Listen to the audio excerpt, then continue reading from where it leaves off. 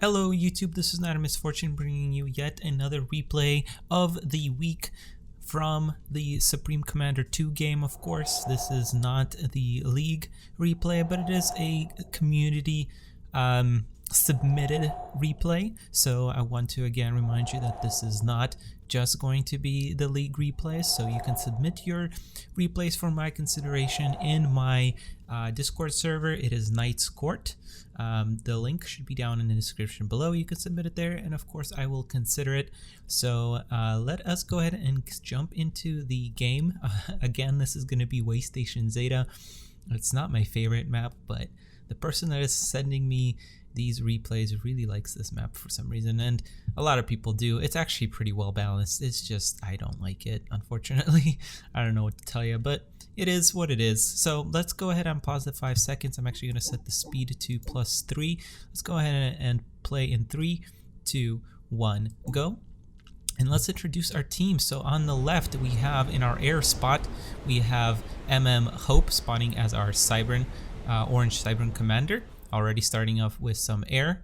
And his teammate is our none other than MauganRa, who is our red Aeon, starting with 2 land factories. And their opponents on the right, we have, again, of course, our very well-known players, purple UEF commander, AA Fartuna. And then finally, our 4th player is Unknowndesire, spawning in as the blue UEF. So I would say this is a pretty even match in terms of skill level, of course. And in terms of faction picks, I would actually say it's actually pretty even, because I think Aeon is a little stronger than UEF on land, but obviously the UEF is stronger than the Cybern in the air. So go ahead and down in this description, post who you think will win in this game, and let's see if you're right at the end of this replay. So far we've got some scouting going on. Unknown is trying to catch Hope here. Looks like it might not be able to catch the scout, but it looks like Hope might have. Nope. He manages to catch Hope at the last second, but it looks like Hope, I think, researched the speed, which is on the way to shields, I believe. No, it is not on the way to shields, my bad. So I'm not sure, but it's generally a good upgrade to have on your Geminis. It's certainly pretty useful, especially in the positional war that you're going to be playing. So we see here we have 3 Aeon factory versus 2 UEF factories. Of course, Fartuna did go that research route. Now Fartuna is in a little bit of trouble here with all of these Shajas over here. He's already in half health, and this is a very bad position to be as a UEF player, getting chased by all the Shajas. Now we do see a couple of bombers, or yeah, 2 bombers coming in here, and that is very dangerous for Fartuna here, as he is put into the red here. And Unknowndesire is also here in the mix, and there's a honker by Fartuna here, which is gonna prevent a lot of damage here. And actually Fartuna and MauganRa go down at the same time here, which leaves us very quickly, this hasn't even been 5 minutes yet, in a 1v1 match between Unknown and Hope. Of course, a repeat of the replay we saw last week, or not a replay, rather a live cast of their semi-final match, which was just the most amazing match. If you have not seen that, I highly recommend that cast. Me and Spiv did that one. It was very entertaining. And of course we see UEF here taking the commanding air lead, and looks like Unknown has already grabbed his mass extractors of his friend here, and Hope has not yet grabbed mass extractors in the main base here, but he did expand into, you know, his natural expansion path here, while Unknown has not yet.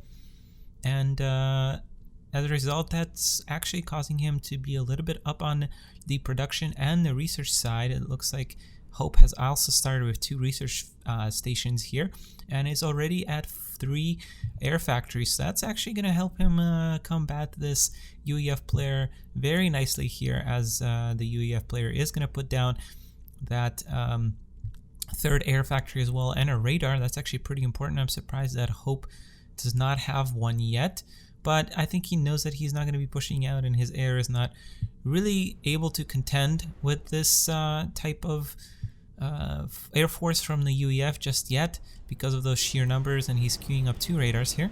It's probably just a mistake. Let's see if he cancels this one in time.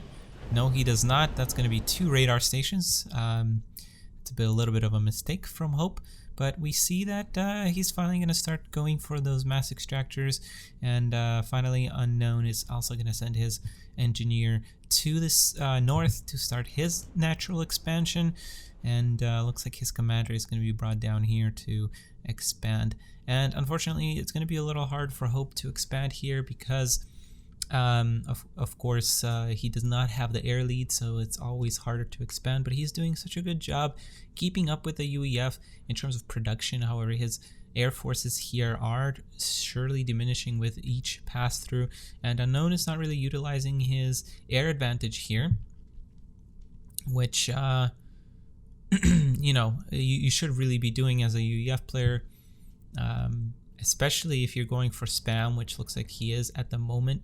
He's just going for, you know, sheer number of air factories and switching to land production as well. I am not 100% sure that that is a good idea for a UEF player who has a commanding lead in air. Of course, the reason why UEF is considered by a lot of people in the top ranks, at least, to be the most powerful faction is because of those AC-1000s. Of course, they are just the most, I would say they're the most imbalanced unit. I would, you know, inherently, I think they are just absolutely, just like all gunships, are pretty overpowered. The AC-1000s are much more, you know, unbalanced because of their accessibility. You know, you compare it to the Soul Ripper for the Cybran, or I don't remember what the Ahan experimental gunship is called, but for sure those are very hard to get. They're at the end of their respective trees and they cost quite a bit of research, not even mentioning that the way to get them, you have to go through a lot of pointless research to get there. So, you know, AC-1000s is are kind of crazy, especially in team games. You know, I have a few submitted replays of 3v3s. You know, people just and you know, in my games also, people just go straight for those AC-1000s or snipes.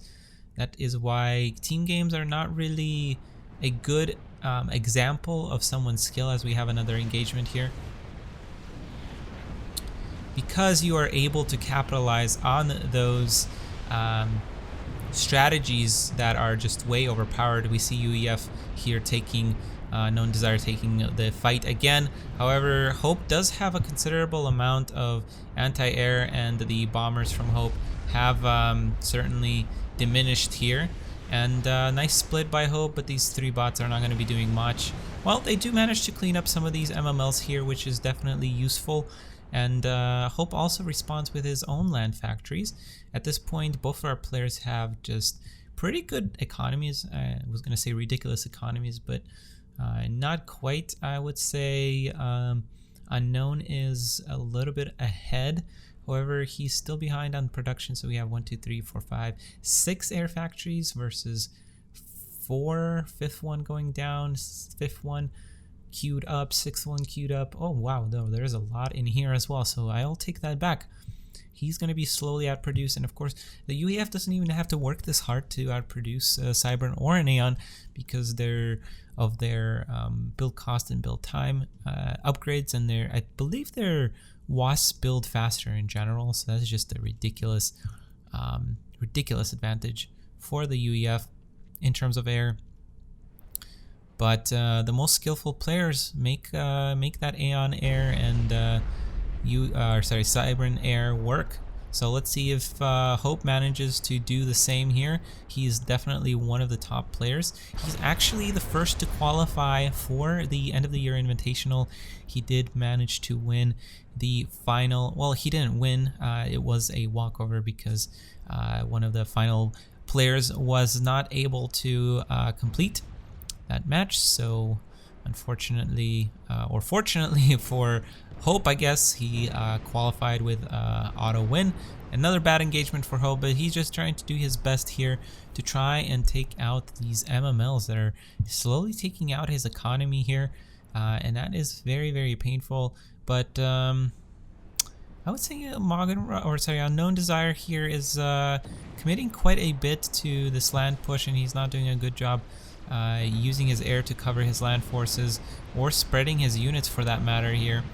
And very good job by Hope pushing out with his ACU here and managing to clear up or push back at least this this force again.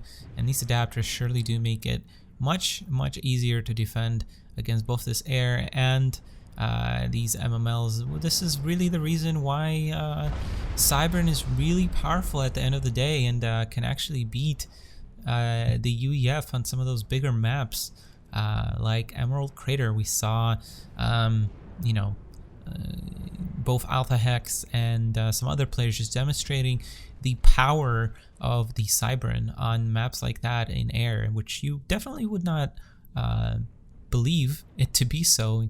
I think most players agree that in terms of air power, the Cybern is actually the weakest faction, I think, generally speaking.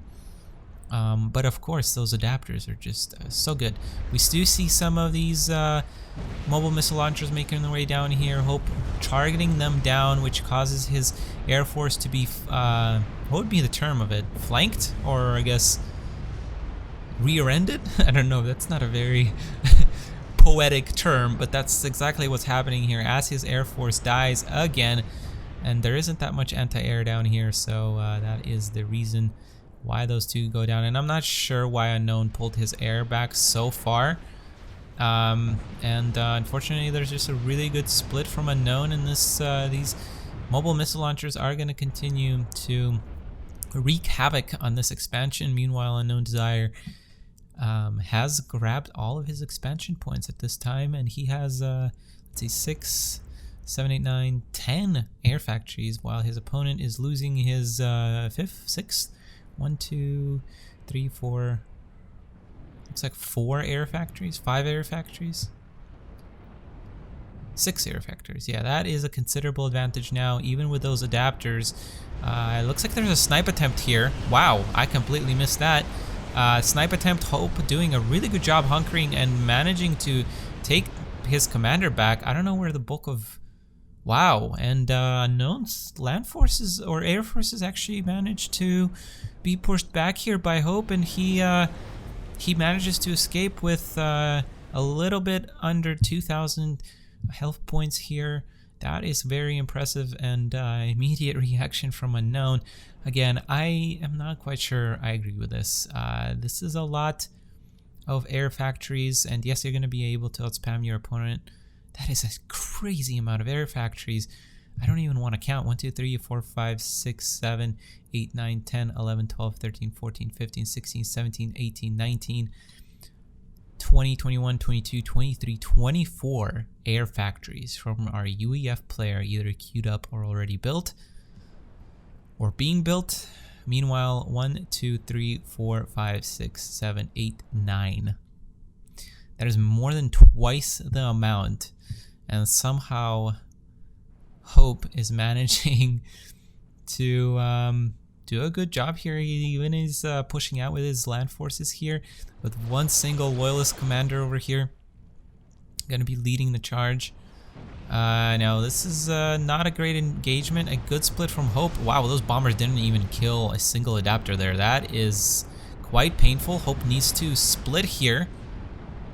Does not, so actually merges his units a little bit. That's not very good micro, Hope. You need to really split individual units. You certainly have the time to do so. I think you could have probably done a little bit more damage there. The air comes back again. Another bombing run. Hope just does not want to split his units. He thinks he's too good, apparently. Really needs to split his units. Wow, that's just a demolishing here. And our orange player is pushed back for the time being. Unknown retakes his commanding air lead. That is just a ridiculous amount of air, but seriously, Where are the ACs? That is how you win as a UEF player, even against a Cybern who has structure detonate. That is how you win. I'm not sure. There isn't that many adapters at the end of the day. One bombing run to take them down and then the ACs to come in. That will end the game super quickly. Again, not really utilizing his air advantage here like you're supposed to. Could really start bombing here. Finally does so. And it looks like there's a tank expedition going out here. There's no ground firing units other than those planes over here. A very bad split, or rather lack of a split here from Unknown, actually taking MML fire to the face. That is beautiful micro from both of our players here. And those planes just fly straight through. I think Unknown's being a little careless with his Air Force here. And meanwhile, Hope is not sitting back. He is going to try and do something here. He's actually going to attempt to bomb this commander here. I'm not sure that's a good idea right now, Hope. That's a lot of planes. Both players, I believe, have shields on their units. And there's just so many engagements here. Those bombers are just sitting there taking shots from anti-air without bombing anything. Again, there's looks like Hope is really trying to commit here, but again, there's no split of these land units. One bombing run, which is incoming here, is going to take out everything here. Very nicely done by Unknown. And how is this air surviving this long? These adapters are pulling their weight. There's nothing left for Unknown except for those bombers, which might actually be useful here because all of Hope's air has been cleaned out. And I would say the sides have stabilized here a little bit after that engagement. There's just a sea of death over here. I've never seen this much unclaimed mass before in my life. Just a lot of planes, a lot of dead units, a lot of dead buildings now. And I would say these two players are trading equally, even though I would expect Unknown to be getting so much more because of his air advantage. And Hope just does not want to split his units, again losing a considerable amount of that land force in the north to some bombing runs. Of course, that is a lot of bombers, but really they're not microed and they're being concentrating fire on one unit. That could be Hope could really prolong his survivability, I guess, much more if he micros those units. Trying to split here, but unfortunately it's just not enough of a split. He's still having a good chunks of his army being split off separately, so they're still good targets for bombing runs, and he still loses the same amount of units splitting up those big of clumps, and he actually loses his air force again. This is absolutely insane that the UEF player is not capitalizing on his advantage here. Clearly he has an advantage, and he continues to bomb adapters with all of his air force here rather than picking off mass extractors. And looks like Hope kind of realizes this and just continues to feed the beast in a sense here. And I think as a result, they're trading fairly equally. I mean, Hope does not have that many air units here, or land units for that matter, and just the amount of, I think, death these adapters are causing on these planes kind of equates. So finally starting to bomb here, but these aren't really the core mass extractors. These are the core mass extractors, and I think he could have bombed those instead. Again, focusing on, you know, buildings and units that are not that important here. Finally going for that mass extractor, and honestly, he could take this whole side of the map, all mass extractors over here now. That is just a ridiculous amount of bombers. There's no adapters left here, and that's what he's doing. So that is definitely a good choice. Still nothing coming off on this end. It looks like even his air factories are not all producing, because that's just a ridiculous amount of air factories. And finally an okay split. I don't know if this was accidental or he's doing it on purpose. More bombing runs. He's actually going for air factories now. Not exactly sure why. Take out the mass and you won't need to worry about the factories at all. Now focusing on just small targets. Really not making use of his air. He could also split it and take out like multiple mass extractors at once. But Hope is just doing a good job staying in this. Like, don't get me wrong. He could even snipe this commander at this point. Like, there's really not that many shields or adapters down here. All the adapters are being sent up here. And some poor micro from Hope here as well. But nevertheless, very good effort by Hope to stay in this game. Hope is very resilient with his adapters and his airplay, as that is for sure. So UEF player is not even plopping down any research stations. So generally speaking, you want to go at least one research station after your first 4 or 5 factories, whether that be land or air. You want to grab some research that you're able to keep up on that front.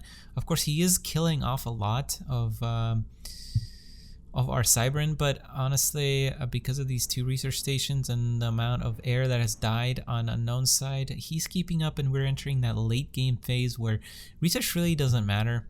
And yeah, so they're going to be equated on that front.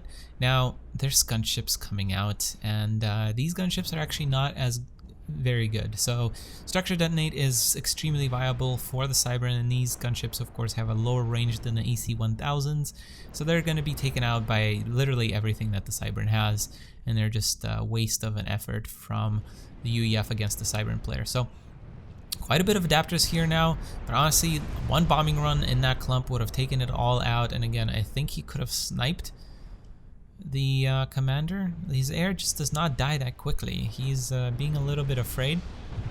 I think these players have quite a bit of history playing each other, and they might be second guessing each other quite a bit. But it looks like there's more engagement. That is a lot of air that Hope has managed to squeeze out, and that is also a lot of adapters. Goodness gracious, finally going for the commander, but that is, now it's too late. Now there's a lot of adapters here. There's actually a lot of air. I think that was the worst point to try and take out the commander, and UEF loses all of its air as a result. And honestly, there's nothing stopping the Cybran player from just sniping his opponent, and Unknown just control Ks, which was a wise decision. So really good game by both players. Unknown made a few critical errors here, which I already pointed out, but nevertheless he did a pretty good job, you know, early game taking the air lead, and also like later in the game he managed to actually use his air to start taking out these mass extractors, and overall his positioning was a little bit better, and just movement using that advantage. But at the end of the day, he just did not use his air force to take out high value targets, and missed an opportunity to snipe Hope in the end, which he definitely could have. So very good players, or very good game from both players. Hope just super impressive staying in this game, and thank you very much Fartuna for submitting. Of course, I think we forgot about those 2 players, MauganRa and Fartuna, who were out before 5 minutes, but thank you very much for submitting this. This was a great replay, and if anybody has any more replays, please do submit them, as I mentioned, in my Discord server. And don't forget the League Season 2 is starting up, actually starting up today. So we're going to have replays from that coming in. We have 12 players signed up, so I'm pretty excited. So next Sunday will be the first replay for that, unless you guys submit a really good replay for outside of the league. I can cast that as well. Alright, so if you haven't left a comment yet down below, please do so. Like the video and subscribe to my channel if you haven't done so already. It helps me out a lot. It motivates me to make more content for Supreme Commander 2 and just content in general. So thank you very much, and I will see you in the next video.